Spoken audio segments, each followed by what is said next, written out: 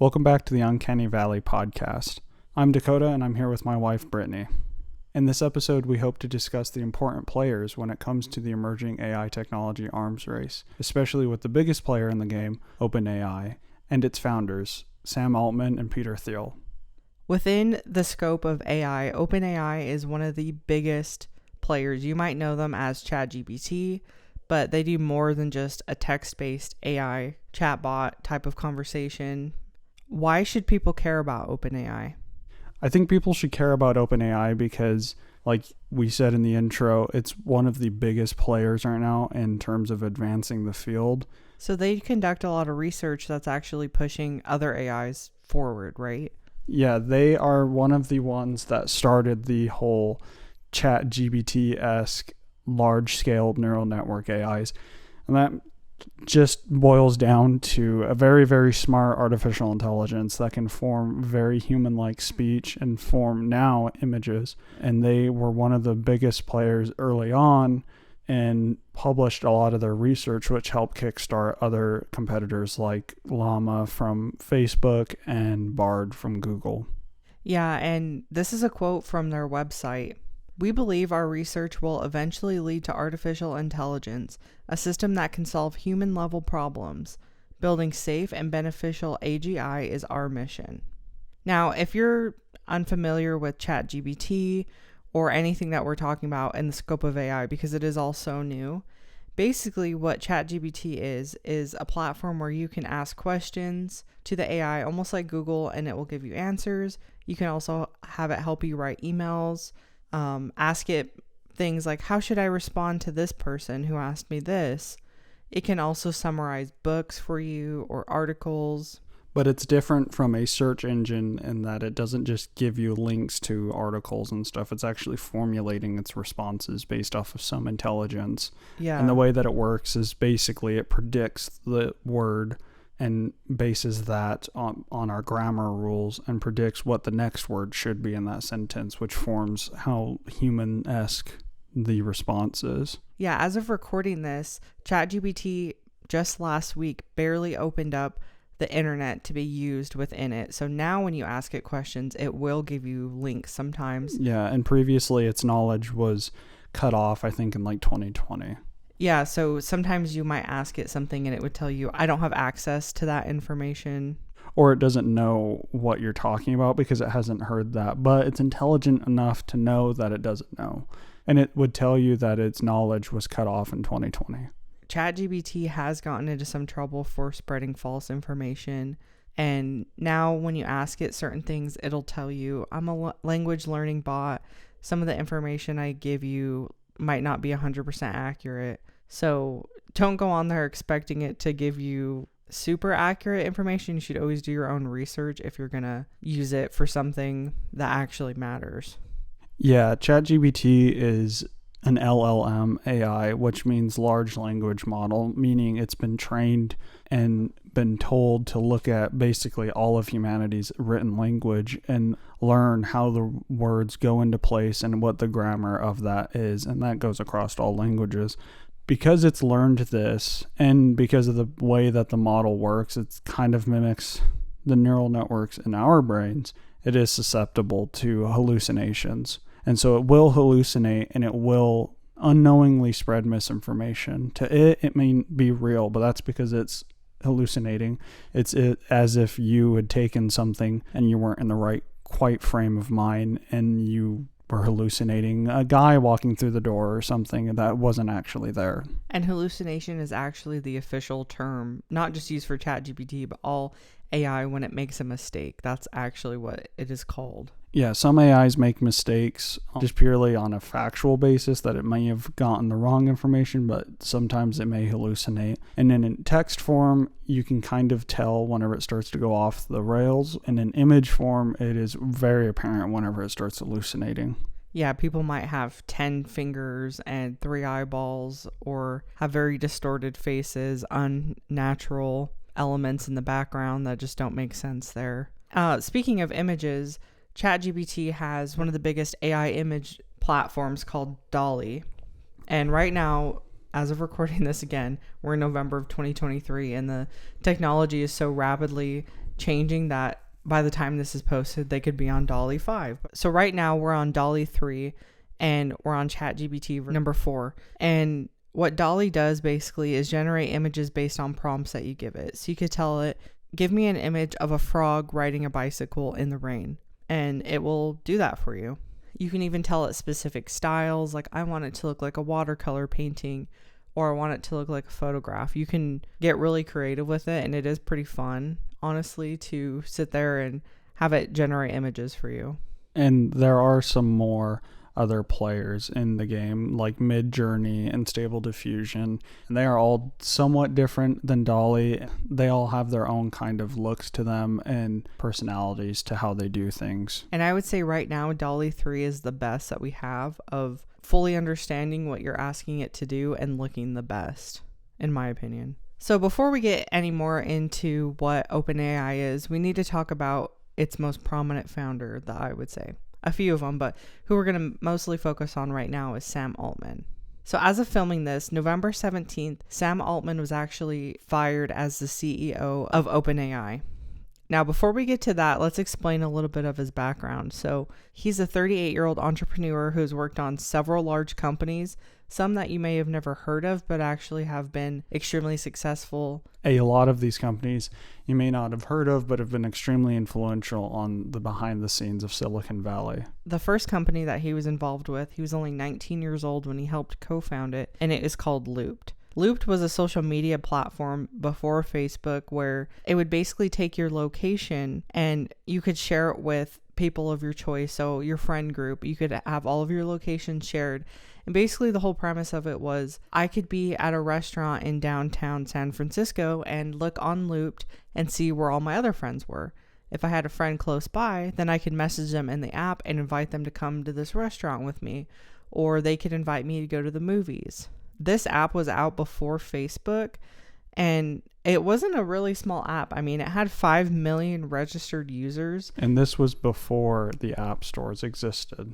And the way that he did this was he partnered with phone carriers such as AT&T, Verizon, Sprint, and T-Mobile. And through this partnership was able to get the apps installed on users' phones, and you can join it and start to post and share your location on it. It was very much like Facebook check-ins, pre-Facebook and pre any social media, really like that. Pre-Snapchat, where you look on the map and see where your friends are. So it was really ahead of its time.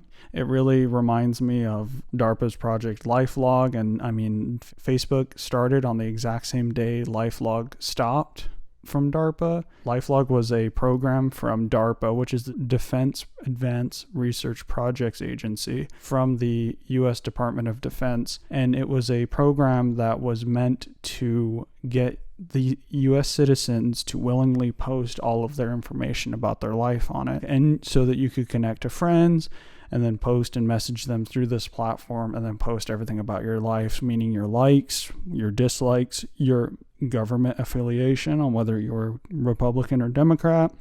And even if you had counterculture thoughts or ideas, this was a way to gather the intelligence of the citizens of the U.S. and through a willing basis. So you willingly shared it. They don't have to go through any sort of legal process, and it basically strips you of your rights. Well, and a lot of news reports and media outlets were describing it as a diary to end all diaries, a multimedia digital record of everywhere you go and everything you see, hear, read, say, or touch. That's kind of freaky. And that really is reminiscent of what we have today on basically every social media. Yeah, so not to spend too much time on this, but Looped was really what pushed him into Silicon Valley and made him a name for himself within Silicon Valley, which is a really hard industry to even be cared about. So the next company that Sam Altman got involved with is a company called Y Combinator. Y Combinator accepted Looped into its startup accelerator program, and Altman became an integral part of the Y Combinator community. So after Loop was able to acquire $30 million, in 2008, Sam Altman went on to sell the company to Green Dot Corporation. But after its exit, Altman remained with Y Combinator in various capacities. Y Combinator is one of those companies that most people haven't heard about Prior to doing research for this video, I had personally never heard of it, but it is an integral part of a lot of the brands and companies that we all take part in today. So Airbnb, Coinbase, DoorDash, Dropbox, Instacart, Reddit, and Twitch are all some of the companies that Y Combinator helped become as big as they are. Yeah, they help them become established, get the developers they need to create it, and get the resources that they needed and the funding that they needed in the initial barely startup phase. Yeah, I mean, most of us have used Dropbox or DoorDash or Airbnb at some point. They're huge titans in the brands that they are within. Instacart is like the biggest grocery shopping app. We live out in the middle of nowhere, so we never get to have fun stuff like DoorDash or Instacart, but I know that they're important to people who live in cities. In 2014, Sam became the president of Y Combinator. And so a year later, after he became president, he helped start a non-for-profit research lab, YC Research. This was instrumental in starting OpenAI. OpenAI was the first project started by YC Research. And in 2016, a second project from YC Research was on basic income, basically UBI, which will come in a huge part in later on in Sam's story. So now in December of 2015, Sam Altman, along with Greg Brockman, Reid Hoffman, who co-founded LinkedIn, Jessica Livingston, Peter Thiel, who helped co-found PayPal, Elon Musk, Amazon Web Services, also known as AWS, Infosys, and YC Research announced the formation of OpenAI, and they all collectively pledged $1 billion to the venture. Now, if you research this, they weren't able to raise that much money just with all of them, but the person who contributed the most to the startup was actually Elon Musk. With how many people were joining this project, all these big names, Elon Musk, Peter Thiel, Sam Altman, OpenAI was starting to catch the eyes of investors and researchers alike, and a lot of Google employees at the time were willing to leave Google in order to go join OpenAI. So as we said in the beginning of this episode, OpenAI is one of the biggest AI researchers and developers in the game. They're basically an AI organization that researches AI, and they hope to develop AI in a, quote, safe and beneficial way, using, quote, from their website, highly autonomous systems that outperform humans at most economically value work. This is a quote from 2018.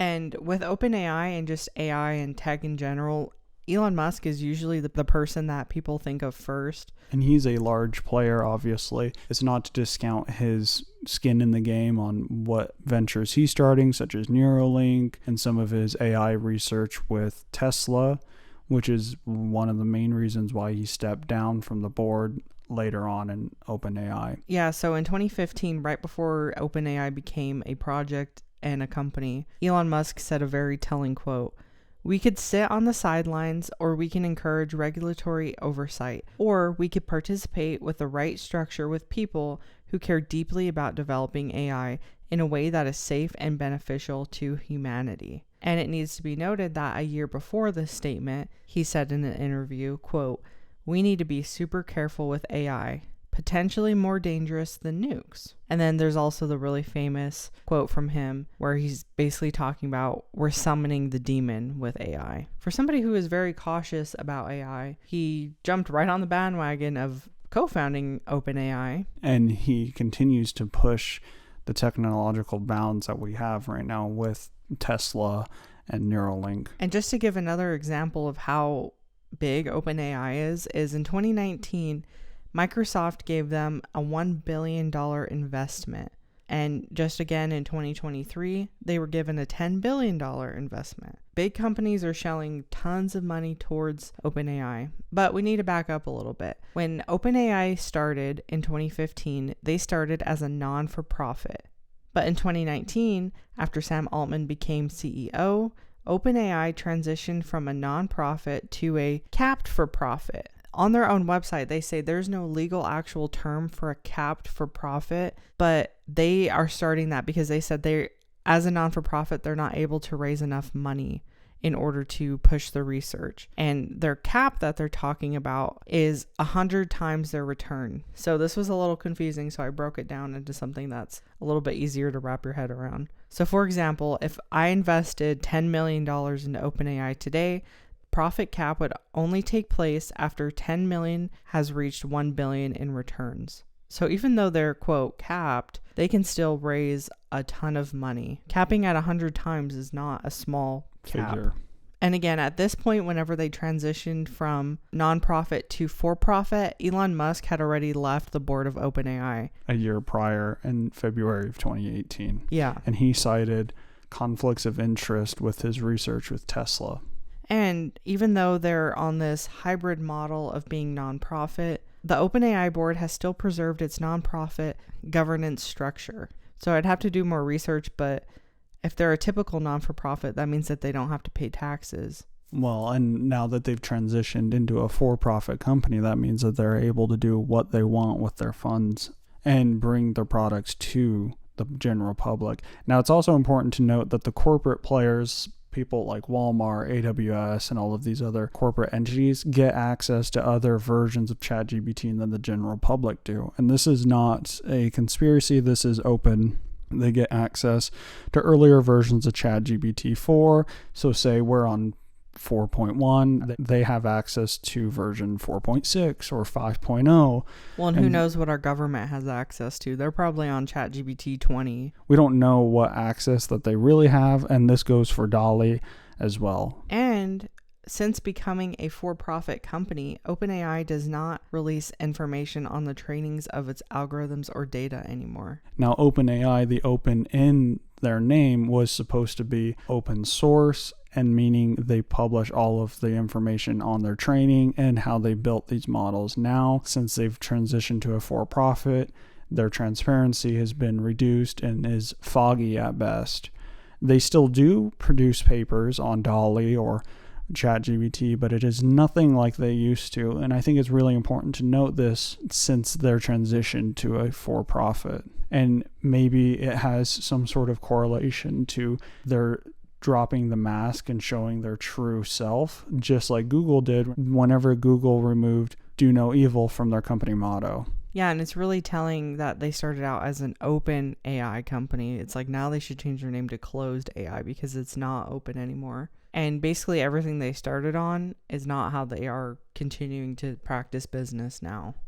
And another thing with OpenAI in the news is that the U.S. Federal Trade Commission has launched an investigation into whether OpenAI has violated consumer protection laws by scraping public data and publishing false information through its chatbot. Meaning they can scrape that information, going back to Looped and Facebook and DARPA LifeLog. That means all of your information on social media and all of your other information that you've posted anywhere else online for the public to see. They now know everything about you, meaning they can predict what you'll be doing in a certain situation. A new outbreak happens, and how would you react to that? Would you be pro-governance or would you be anti-governance? How would you react if inflation skyrocketed? What would happen if the economy deflated? What would you do if the military came storming into your house? And with this data, I think it's really important to know it's not just corporate entities like Coca-Cola using this information for their ad and their marketing purposes. It's also your government using the data, your own data and your own life against you.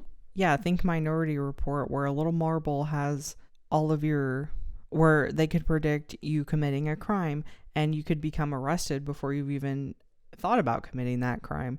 How do they know you were ever going to commit that crime? Well, they can still indict you because based on your own information, your own patterns. Or maybe they can predict to a 99.9% chance that you're going to do that. That might be enough probable cause to indict you and or arrest you. And I'm pretty sure that's what happens in the movie Minority Report, is that it tells them there's this percentage of a likelihood that this person is going to murder their husband. So as of filming this, we're filming this on November 19th, 2023. And 3 days ago, Sam Altman was unexpectedly fired from OpenAI. And again, he was the CEO, so he wasn't just a random person working in the company. He was basically running the company. And I think it's important to note that he was the CEO, co-founder, and personal funder of OpenAI in the very beginnings of it. Yeah, he had a lot of stakes into this company and left all of his other companies to pretty much focus on OpenAI. He was no longer working on Looped and Y Combinator. This was basically his baby.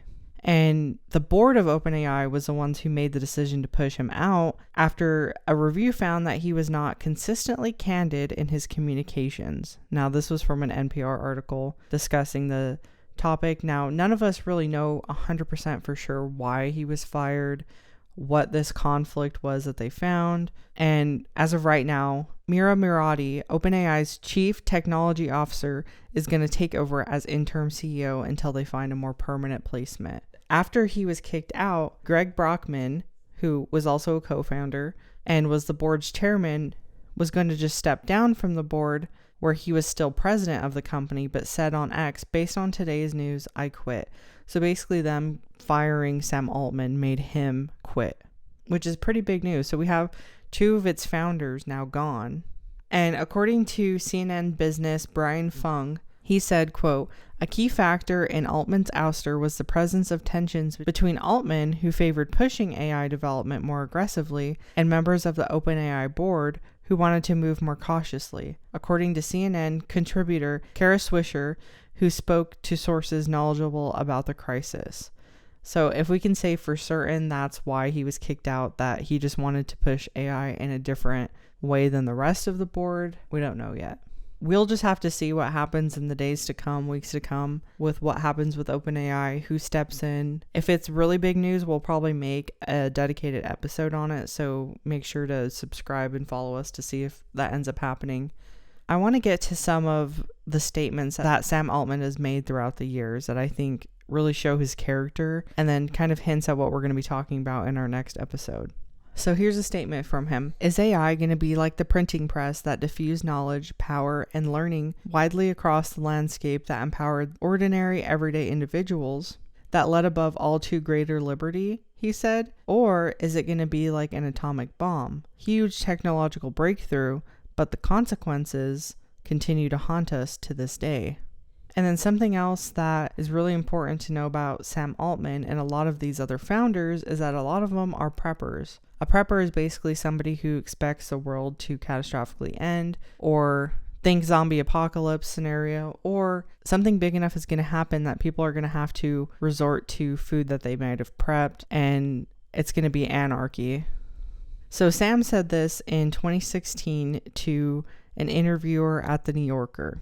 I prep for survival. My problem is that when my friends get drunk, they talk about the ways the world will end. After a Dutch lab modified the H5N1 bird flu virus 5 years ago, making it super contagious, the chance of a lethal synthetic virus being released into the next 20 years became, well, non-zero. The other most popular scenarios would be AI that attacks us and nations fighting with nukes over scarce resources. He continued, but I have guns, gold, potassium iodide, antibiotics, batteries, water, gas masks from the Israeli Defense Force, and a big patch of land in Big Sur I can fly to. In the same article, the author Tad Friend noted that, quote, if the pandemic does come, Altman's backup plan is to fly with his friend Peter Thiel to Thiel's house in New Zealand, end quote.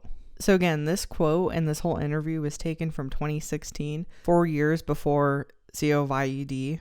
And it's pretty telling when big players in Silicon Valley, billionaires, say something like this that predicts something, because usually they're telling us the truth. Usually they're hiding in plain sight with these statements and maybe showing you what the future may bring to you.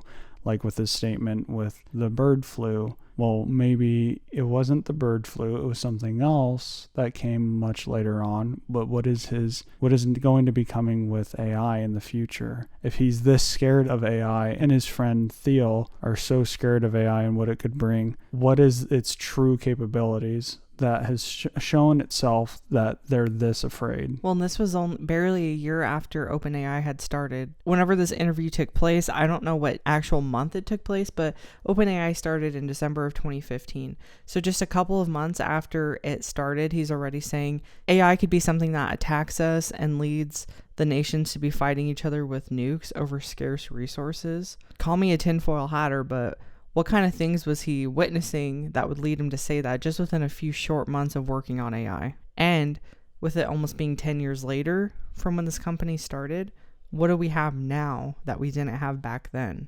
This whole conversation of talking about doomsday preppers, is going to lead us into our conversation that we're going to have next week. So it's not one you're going to want to miss. Thank you guys so much for listening. We really appreciate all of the love we received on our first podcast and our second one, and we can't wait to see what you guys think about this one. So don't forget to leave us a comment down below. Leave us some topics that you are interested in hearing about, and we would love to make a video about it in the future. We will see you guys next time.